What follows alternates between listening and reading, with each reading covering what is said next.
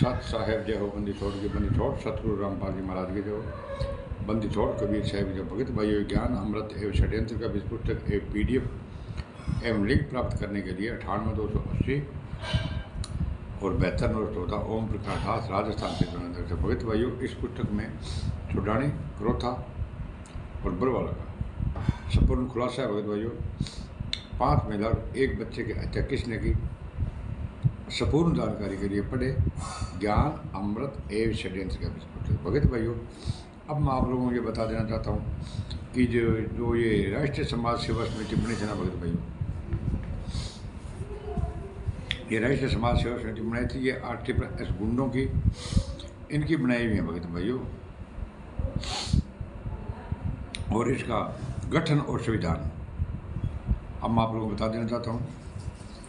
महेंद्र उर्फ मोहनलाल सतगुरु रामपाल जी महाराज जी के मना करने के बावजूद राष्ट्रीय समाज सेवा समिति का गठन किया। संत रामपाल जी महाराज के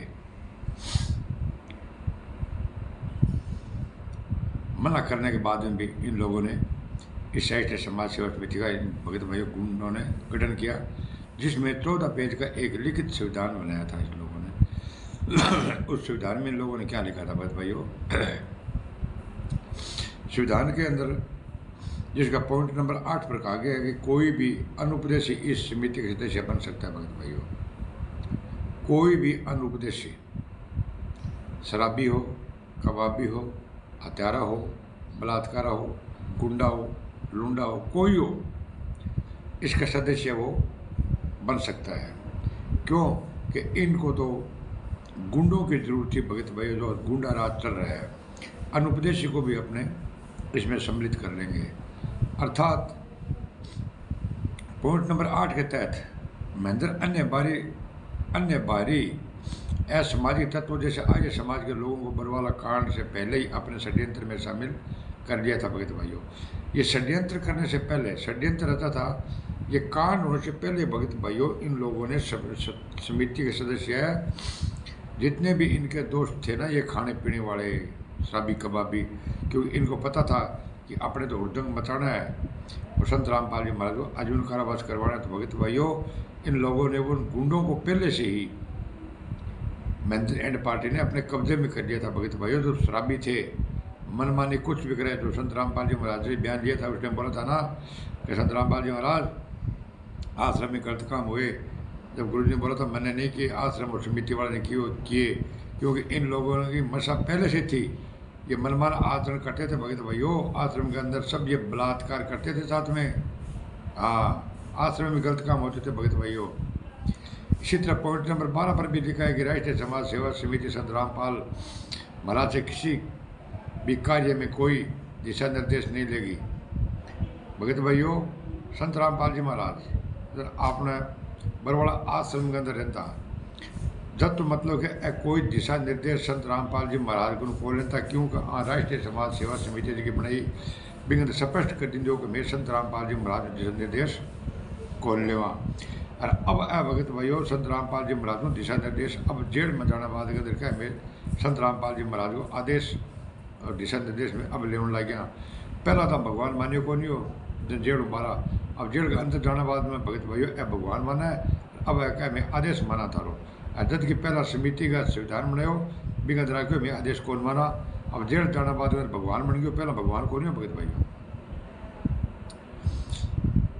कोई भी किसी भी कार्य में कोई दिशा निर्देश नहीं लेंगे। संत रामपाल जी का काम केवल सदग्रंथों को पढ़कर सत्संग करना और नामदान देना ही रहेगा, बाकी जिम्मेदारियों से उनको मुक्त किया जाता है। भी कोई भी काम कोर्ट का कैसा भी हो, वो काम सब हम करेंगे। संत रामपाल जी के महाराज को सारे कामों से मुक्त कर दिया, हम दिशा निर्देश संत रामपाल जी महाराज से नहीं लेंगे।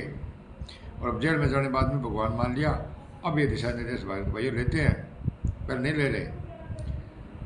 अर्थात गुरु जी से कोई भी दिशा निर्देश ना लेना का मतलब यह समिति मनमाना आचरण करेगी, और बरवाला कांड में वही मनमाना काम इन लोगों ने कर दिया। जब भगत भाइयों ने समिति के संविधान में ये लिख दिया कि हम आदेश निर्देश नहीं लेंगे हैं, और इन लोगों ने अपना, इसका मतलब क्या हुआ, इनका मनमाना आचरण जो बरवाला कांड हो गया भगत भाइयों, 5 महिला 1 बच्चे की हत्या इन गुंडों ने कर दी। और संत रामपाल जी महाराज निर्दोष है, वो सज़ा काट रहे हैं। और जो ये गुंडे अयासी हत्यारे बलात्कारी है वो पार घूम रहे हैं। सब कोऑर्डिनेटर 50,000, 40,000, 30,000 रुपये आश्रमों पर तनख्वाह लेते हैं भगत भाइयों। सब फर्जी सेंटर है। जैसे भक्तों को गुरु जी का आदेश बताकर उसके हाथों में बंदूक, लठ, डंडे, पेट्रोल बम थाम कर कमांडो बनाकर आश्रम के बाहर मरने मारने के लिए खड़ा कर दिया। तो भगत भाइयों, वो आदेश किसका था? मरने और मारने के लिए इन लोगों ने, गुंडों ने बाहर खड़ा कर दिया। वो आदेश किसका था? जब संत रामपाल जी महाराज बोल रहे हार्ट के मरीज हैं, चल नहीं सकते, फिर नहीं सकते, बोल नहीं सकते, टेलीविजन देख नहीं सकते, तो भगत भाइयों वो आदेश कौन दे रहा था? किसी ने 7/11/14 से 18/11/14 तक संत रामपाल जी महाराज ने किसी दर्शन किया? क्या संत रामपाल जी महाराज के मुख कमल से किसी ने आदेश सुने कि प्रशासन को अंदर नहीं बढ़ने देना है? और 5 में एक बच्चे की हत्या गुंडों ने कर दी। भगत भाइयों, क्या संत रामपाल जी महाराज आदेश दे रहे थे कि पत्थर, ईंट, भाटा फेंको, प्रशासन को अंदर मत आने दो, इनको आग लगा दो, जो बाहर जाते हैं उनकी पिटाई कर दो और मर जाएंगे तो पुलिस के नाम लगा देंगे? तो भगत भाइयों, इन लोगों ने अपना काम संपूर्ण कर दिया। और ये संत रामपाल जी महाराज ने तो बोल दिया था पहले भगत भाइयों, 6 में जेल गए थे, 8-12 थे, बोलते थे इस संगत में 2 काल के दूध पैदा हो गए भगत भाइयों। और एक महिला द्वारा नाम से दिलवन लगे भगत भाइयों। इन जितने भी भगत है भगत भाइयों, इन एक भी भगत की हिम्मत नहीं पड़ती इन RSS गुंडों से पूछने का बिकॉज संत रामपाल जी महाराज आज जेल में क्यों है, उनकी हमारी जजमेंट फाइल दे दो। किसी की हिम्मत नहीं पड़ती। तो भगत भाइयों, एक ही बात कहते हैं, संत रामपाल जी महाराज जेल में लीला कर रहे हैं।